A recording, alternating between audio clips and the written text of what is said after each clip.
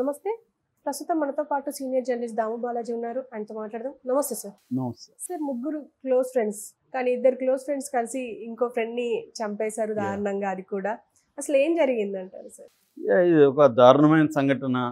ఎందుకంటే ఇది heart broking అంటారు కదా, అటువంటి ఒక సంఘటన.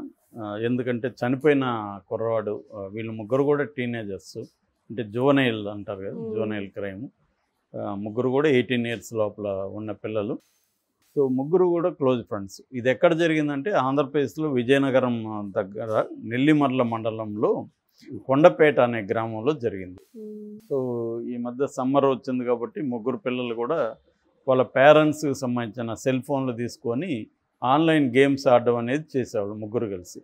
అయితే ఈ ముగ్గురులో చైతన్య అనేవాడు కొంత షార్ప్ అనమాట. అంటే ఇతనే ప్రతిసారి గెలుస్తూ ఉండాడు. అయితే ఈ అబ్బాయికి ఒక లక్షణం ఏంటంటే వాళ్ళని ఎగతాళి చేసి వాళ్ళని టీచ్ చేసే లక్షణం చైతన్యకు ఉంది. సో నేనే గెలుస్తాను, మీరు యూజ్లెస్ రా, మీకేం బ్రెయిన్ లేదు, అలాగా వాళ్ళిద్దరిని తను హ్యూమిలేట్ చేస్తున్నాడు జనంలో, వేరే వాళ్ళ మధ్యలో. ఈ హ్యూమిలియేషన్ వాళ్ళు భరించలేకపోయారు. సో భరించలేక వాడిని మార్చడానికి ట్రై చేసి వాళ్ళ పేరెంట్స్కి చెప్పడమో లేదా తమ పేరెంట్స్కి చెప్పడమో చేసి ఉండొచ్చు. వీళ్ళు అది చేయకుండా వీళ్ళు ఏంటంటే వీళ్ళు ఒక కసి పెరిగిపోయింది వీళ్ళకి. ఆ కసిలో నుంచి వీళ్ళు ఏం చేశారంటే వీడిని చంపేద్దామని డిసైడ్ అయ్యారు.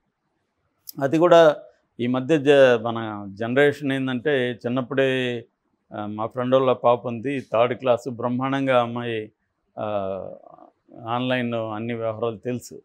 సెల్ ఫోన్ మేనేజ్ చేయడం, ఫోటోలు తీయడం, వీడియోలు తీయడం బ్రహ్మాండంగా చేయగలుగుతుంది. సో అలా ఈ జనరేషన్కి నెట్టు, టెక్నాలజీ వీటి మీద అండర్స్టాండింగ్ ఉంటుంది. అందువల్ల హత్య చేయాలంటే కూడా ఎలా చేయాలి, ఒక ప్లానింగ్ ఏంటి, దీని హత్యను ప్లేస్ ఏంటి, చేసిన తర్వాత ఎట్లా, పోలీసులు పట్టుకుంటే ఏం చేయాలి, ఈ మొత్తం మెకానిజం ఈ పిల్లలకి అర్థమైంది. వాళ్ళు ప్లాన్ చేస్తారు ఇద్దరు. మామూలుగా ఇవాళ జరిగే హత్యలన్నీ కూడా అందరూ కూడా ఎవరు కూడా అమాయకంగా చంపేయట్లే, అందరూ కూడా ప్లాన్ చేసుకుంటారు. దొరికేదైతే దొరికిపోతున్నారు, కానీ ప్లానింగ్ మాత్రం బ్రహ్మాండంగా చేస్తుంటారు సినిమాటిక్గా. వీళ్ళిద్దరు కూడా అలా చేశారు. సో వీడి గురించి అన్నీ తెలుసు కాబట్టి వాళ్ళకి ఎక్కడెక్కడ వీడు ఎట్లా తిరుగుతుంటాడు ఏంటి. వాళ్ళేమి గొడవపడి విడిపోలే, ముగ్గురు ఫ్రెండ్లీగానే ఉన్నారు. అప్పుడప్పుడు గొడవలు వస్తున్నాయి, మళ్ళీ ఫ్రెండ్స్ అవుతూనే ఉన్నారు. అలాగా వీడు మొన్న ఏం చేశాడంటే చైతన్య వాళ్ళ మదర్తో పాటు బ్యాంకుకి వెళ్ళాడు. బ్యాంక్ పని చూసుకొని మళ్ళీ వచ్చాడు. ఇవన్నీ వీళ్ళు అబ్జర్వ్ చేశారు. తర్వాత లంచ్ తర్వాత వీడిని సరదాగా బయటికి రారా అని పిలిచారు. ముందే వీళ్ళు ప్లాన్ చేసుకున్నారు, అంటే రెక్కీ చేశారు. ఏ స్పాట్లో చంపాలి, ఏ స్పాట్ అయితే జనం లేకుండా ఉంటుంది, చంపిన తర్వాత ఈ శవాన్ని ఎక్కడ తీసుకెళ్ళాలి, ఇవన్నీ వాళ్ళు ప్లాన్ ఇద్దరు జాగ్రత్తగా చేసుకున్నారు. ఎలా చంపాలి ఇవన్నీ కూడా వాళ్ళు ప్లాన్ చేసుకొని ఈ కుర్రాన్ని పిలిచారు. తర్వాత మెల్లగా అటు ఇటు తిరిగారు, కాసేపు కబుర్లు చెప్పుకుంటూ. మరి తాటి ముంజులు ఉన్నాయిరా అక్కడ, మా ఫ్రెండ్ వాళ్ళు ఉన్నారు, వెళ్దామా అని ఈ కుర్రాన్ని పిలిచారు. ఈ అబ్బాయికి ఏం తెలియదు కదా, వాళ్ళ స్కీమ్ ఏంటి తెలీదు, మామూలుగానే వెళ్ళాడు. సో వీళ్ళు ఒక తాటి చెట్ల సముదాయం, తోపు అంటారు కదా, తాటి తోపు, అక్కడికి కుర్రాన్ని తీసుకెళ్ళారు. సో అక్కడ ఆ టైంకి ఎవరు లేరు జనం. సో తీసుకెళ్ళి ఒక కుర్రాడేమో ఈ అబ్బాయితో ఫ్రంట్లో నిలబడి మాట్లాడుతున్నాడు సరదాగా, ఇంకొకటి వెనక నుంచి. ఇదంతా ముందే ప్లాన్ అనమాట, ఎట్లా చేయాలని రిహార్సల్స్ అంతా చేసుకున్నారు వాళ్ళు. సో వెనక నుంచి ఒక పెద్ద బండరా అయితే నెత్తిన పట్టని కొట్టాడు సడన్గా. దాంతో ఈ అబ్బాయి కూలిపోయాడు. దాంతో ఈ అబ్బాయిని అదే రాళ్ళతో ఇద్దరు భయంకరంగా కొట్టి చంపేశారు. చంపేసిన తర్వాత డెడ్ బాడీని తీసుకెళ్ళి ఒక దట్టమైన పొదల్లో, ముందే వాళ్ళు ప్లాన్ చేసుకున్న ఆ పొదల్లో దాన్ని పెట్టేసి, అక్కడ కెమెరాలు ఏం లేవు కాబట్టి వీళ్ళని ఎవరు చూడలేదు కాబట్టి వీళ్ళు సైలెంట్గా ఇంట్లోకి వెళ్ళిపోయారు. ఈ చైతన్య అబ్బాయికి తండ్రి లేడు, తల్లి మాత్రమే ఉంది. తల్లికి ఏకైక అబ్బాయి. ఈ అబ్బాయి మీదే ఆశలను పెట్టుకొని ఆమె కష్టాలు పడి అబ్బాయిని చదివిస్తుంది. వీడు కొంత పెద్దోడైతే మన జీవితం కూడా బాగుపడుతుంది అని చెప్పి ఆమె హార్డ్ వర్క్ చేస్తుంది. సో ఈ కుర్రాడు ఇంటి నుంచి పోయాడు, రాలేదు. ఈమెకు తెలుసు వీళ్ళిద్దరు ఫ్రెండ్స్ అని. వాళ్ళని అడిగింది వెళ్ళి, లేదు మేము సరదా కాసేపు ఉన్నాం, మళ్ళీ వచ్చేసాడు, నాకు పని ఉందని వెళ్ళిపోయాడు, మేము అట్లా వెళ్ళిపోయినా అని చెప్పాడు. సో ఈమె వెతికింది, అందరిని అడిగింది. ఇంకా ఏం చేయాలో తెలియక ఎవరినో వాళ్ళని వీళ్ళని పట్టుకొని మొత్తానికి పోలీస్ స్టేషన్లో వెళ్ళి కంప్లైంట్ చేసింది. పోలీసులు రంగంలోకి దిగారు. రంగంలోకి దిగి ఎవరు వీళ్ళ ఫ్రెండ్స్, జనరల్గా వాళ్ళది ఒక మోడస్ ఆపరెండి ఉంటుంది కదా ఇలా మిస్ అయినప్పుడు. సో ఎవరు ఫ్రెండ్స్ అన్నప్పుడు వీళ్ళిద్దరు ఫ్రెండ్స్ అంటే వాళ్ళిద్దరిని అడిగారు. వాళ్ళు తెలివిగా ఏం చేశారంటే ముందే ప్లాన్ కదా, మేము అప్పుడు పోయినప్పుడు వాడు ఇటు వెళ్ళాడు అటు వెళ్ళాడని డైవర్ట్ చేశారు. ఇటువైపు వెళ్ళాడు, అక్కడికి వెళ్తానన్నాడు, ఇలాగ డైవర్ట్ చేశారు.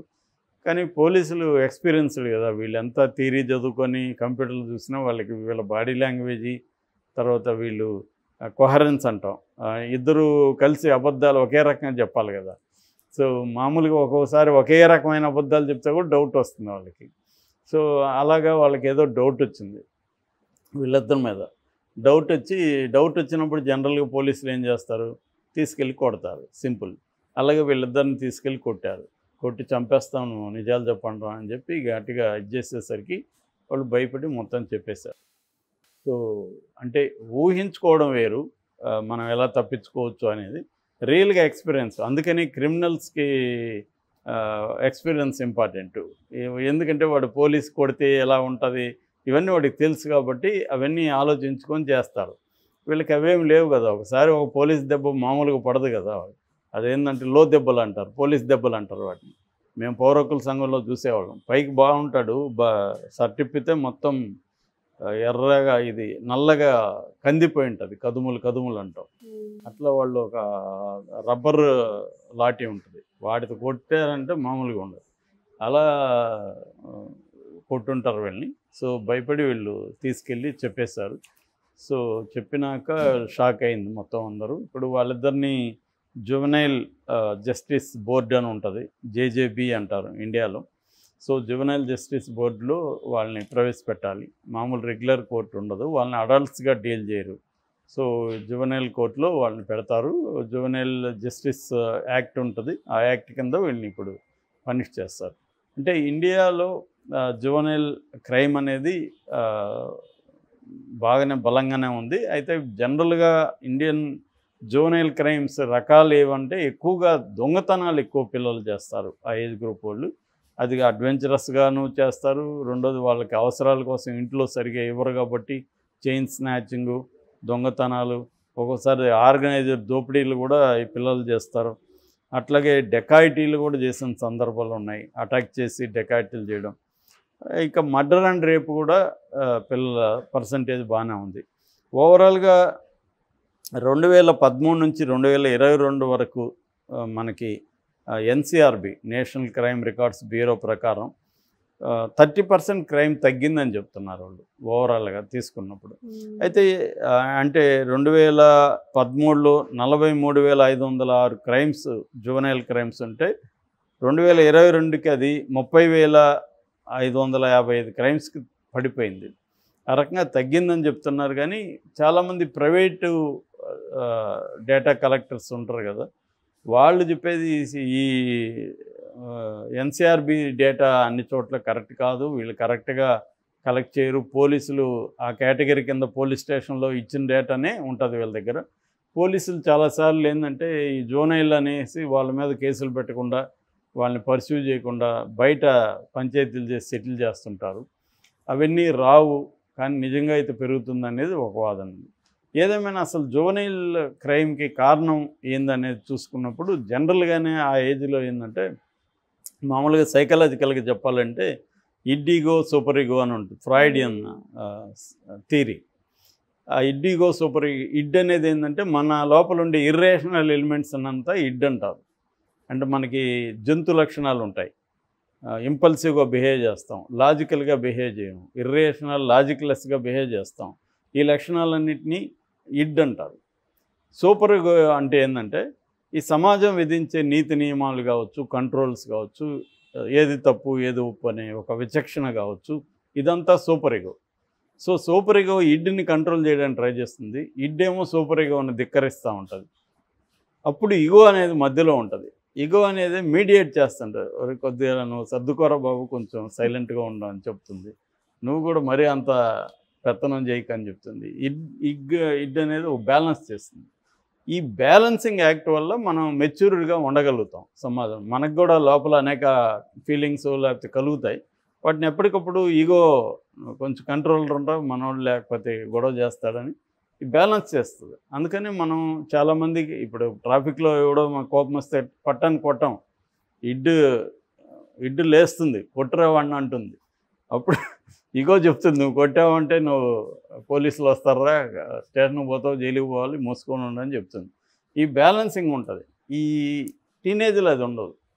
సో ఇది ప్రధాన కారణం. అట్లా కాకుండా ఇంకా బోల్డ్ కారణాలు ఉన్నాయి, సామాజిక కారణాలు ఉన్నాయి, పావర్టీ ఉంది, తర్వాత పీర్ ఇన్ఫ్లుయెన్స్ అంటారు, నువ్వు ఎటువంటి గ్రూప్స్లో కలుస్తున్నావు అనేది కూడా ఇంపార్టెంట్.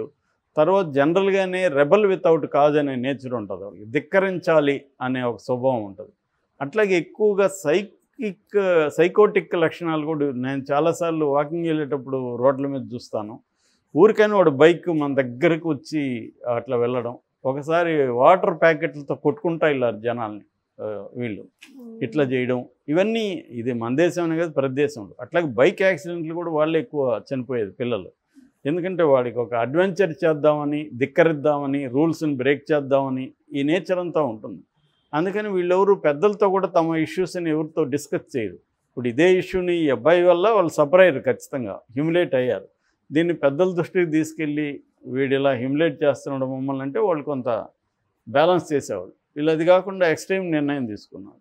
సో అందుకనే teenage is most difficult age యాక్చువల్గా పేరెంట్స్కి కూడా. ఎందుకంటే పేరెంట్స్ మాట వినరు, వాళ్ళ ప్రపంచం పేరెంట్స్కి అర్థం కాదు. సో వాళ్ళని ఎలా కంట్రోల్ చేయాలో పేరెంట్స్కి తెలీదు. రూట్గా చేస్తేమో వాళ్ళు ఇంకా రెబల్స్ అవుతారు, వాళ్ళ మీద టైం పెట్టేంత ఇది ఉండదు. అందువల్ల ఎక్కువగా సైకలాజికల్ ఇష్యూస్ కూడా వీళ్ళకి ఎక్కువ ఉంటాయి. మన కౌన్సిలర్ దగ్గరికి వెళ్ళినామంటే పటాభిరాముల ఉన్నారు కదా, అట్లాంటి వాళ్ళ దగ్గరికి వెళ్ళినా వీళ్ళే ఎక్కువ వస్తుంటారు అక్కడికి. సో ఇది కూడా సేమ్ ప్రాబ్లం. సో ఆ తల్లి బాగా సఫర్ అవుతుంది ఇప్పుడు. Okay sir, thank you.